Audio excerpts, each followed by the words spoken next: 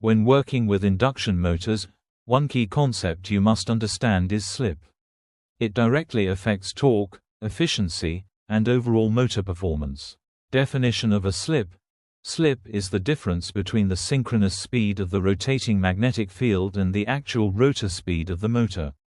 It is expressed mathematically as slip S equals ns minus near ns, where ns equals synchronous speed, near equals rotor speed. Slip is usually expressed as a percentage.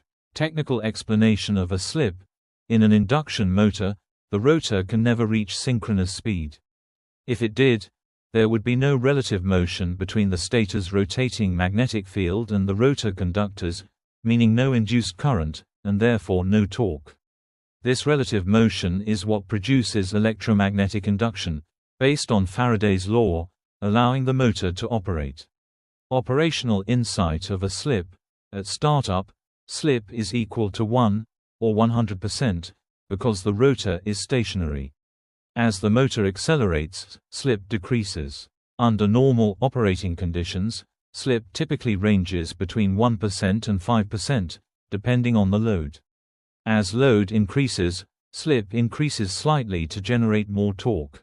In summary, slip is essential for torque production in induction motors. Understanding and monitoring slip helps engineers optimize performance, improve efficiency, and detect potential faults in industrial systems.